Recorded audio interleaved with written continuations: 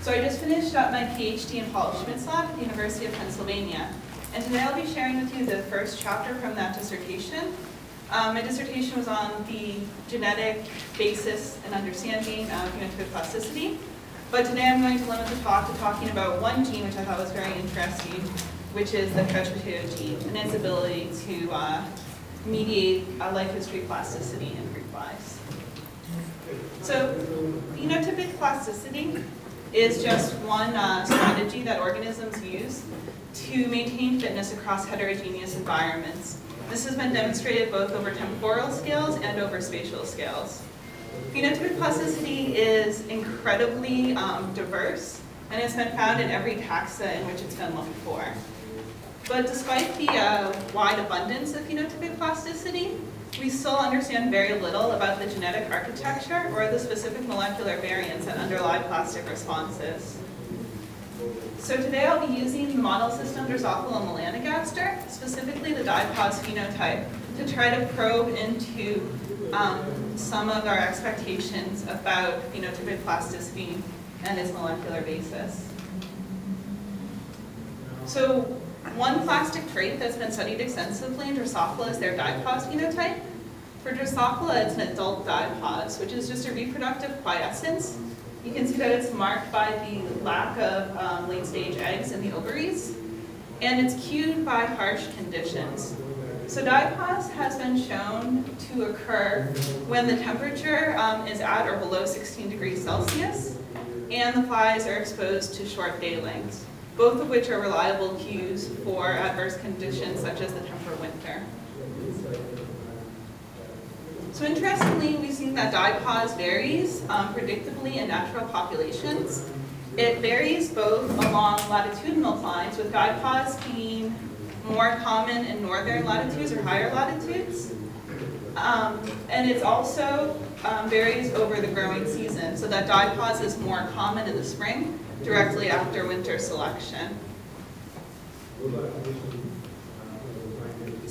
Since dipause has been so extensively studied, we've also have a lot of data suggesting that there are inherent trade-offs with just having the dipause genotype.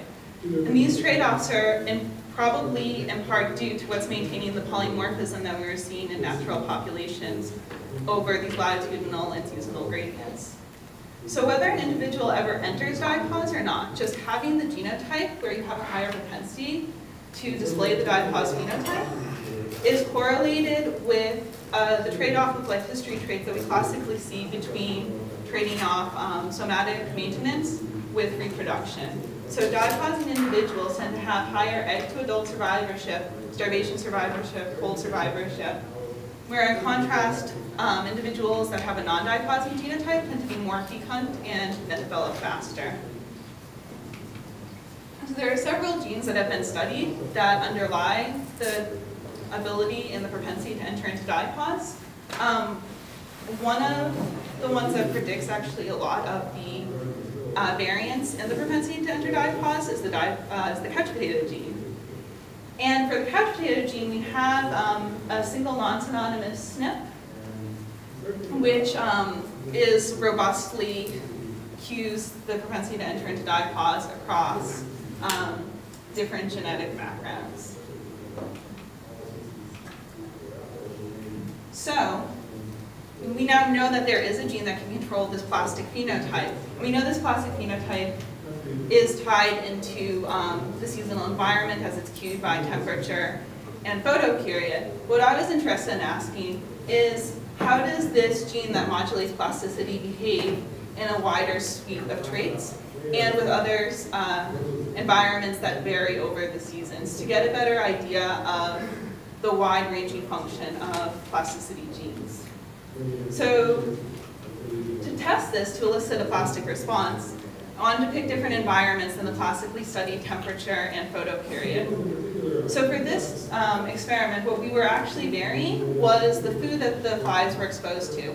In temperate orchards, flies will use different fruits throughout the year. And so in the early summer, they'll be eating strawberries, and later in the year, they'll eat apples.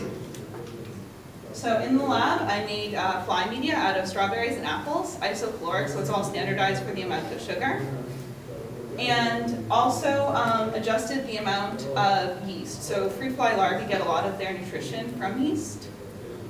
And so we gave them a high quality normal lab diet as well as a reduced yeast diet to try to pull apart other patterns from this response.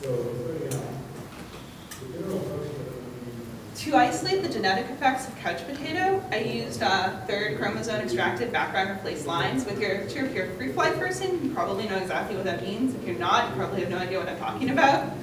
So it's just a Drosophila trick where you can actually take the third chromosome and fix it in a consistent genetic background.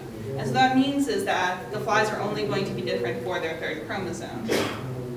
Now we can let recombination happen, and that means that everything that's outside of linkage-loose equilibrium with the allele of interest is going to be randomized on that third chromosome, meaning that now any fly that I pull out of that population will be fixed at our allele of interest and random at every other gene on that third chromosome and identical for the second and sex chromosomes.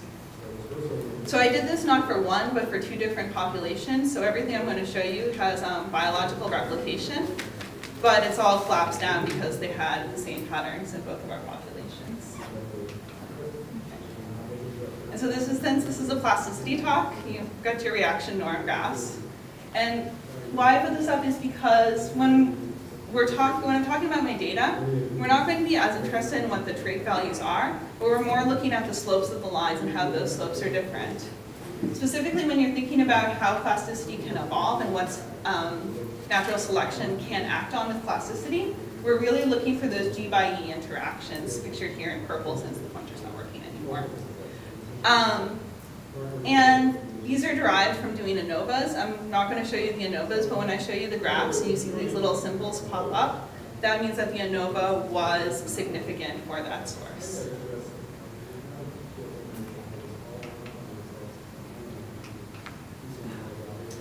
And as I mentioned before, we're going to be taking a step back from the classic dipause phenotype and just looking at how this allele affects a whole other suite of life history traits. So in this talk, we're going to be talking about development time, body size, and lipid storage, which are all classic life history traits that are just a downstream effect of central metabolism. And we're also going to be looking at two different behaviors, food type preference and ovopositioning preference. So for development time, we see this very clear pattern where the non-diaposine genotype is responsive to the differences between our foods, indicated by the very steep slope of the red line compared to our blue line. However, when we switch the flies onto a low yeast diet, we're seeing that now it's the diaposine genotype that's actually responding to our changes in environment. Particularly, it's responding to that reduction in yeast. It's greatly increased its development time relative to how it was on the control yeast, where you notice that the red and pink line has barely responded or noticed the difference in nutritional availability.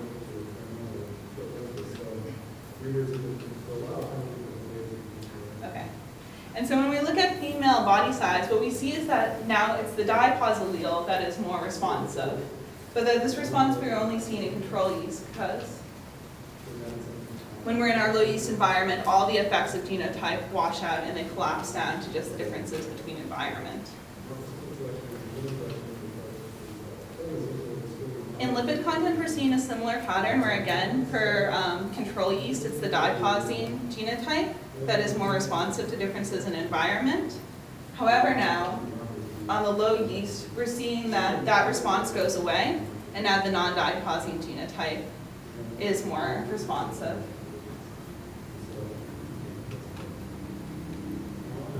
Okay.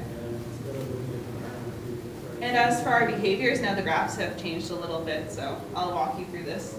Essentially what happened was that we were giving the flies a choice between their natal food, so the food that they were reared on, and a novel food. So what I've graphed on the y-axis is the proportion in the apple trap. So that's the flies that chose an apple food. And what we're seeing is a very clear pattern where the non-diaposine genotype is the one that changes its preference, and that it has a distinct preference for the food that it's raised on. So you can see that because the flies reared on apple, pictured here in the green, have an increased propensity to go into the apple traps as compared to plasticity as we went through our suite of life history traits. We've also seen that the effects of this gene are highly pleiotropic, so that the genotypes are more or less responsive, but that it also depends greatly on what trait we're looking at. So we're getting this very complex patterns. And the pattern that we saw was that the dipausine genotype was overall more plastic in the life history traits. It was more plastic in response to development time, particularly in response to changing nutrition availability. It was also more plastic in making choices about body size and more plastic about lipid storage. Where the non-dipausine genotype, in contrast, was plastic for development time, but only in response to the seasonal fruits. And it was also more plastic in its behaviors. And so what this may suggest is that there is a reinforcement of some of those seasonal phenotypes that we're seeing, where our dipausine individuals were more responsive to the environment in traits that they use for somatic maintenance, where the non-dipausine individuals were more plastic for traits that are often associated with the faster development time that they show in natural populations, as well as making reproductive choices, such as where to lay your eggs and where you are going to go seek mates and food. And with that, I'd like to thank all the people who helped me with this project, particularly my PhD advisor, Paul Schmidt. And I'd also like to thank my new lab at UNL for sitting through practice talks for this, as well as my funding sources.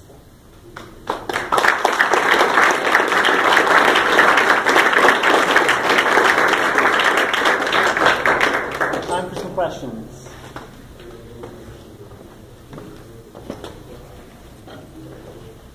The pleiotropy that you've reported seems pretty remarkable in affecting all these different traits. Is there a precedent for sort of single genes that impact plasticity to have such widespread pleiotropy in ways that should sort of help the organism's cause?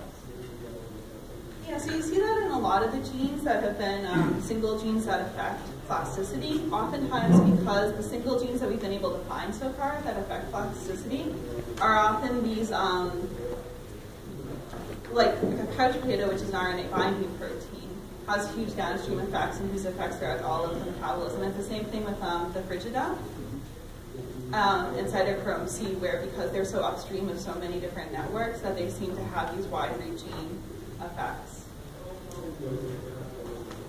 Time for another question.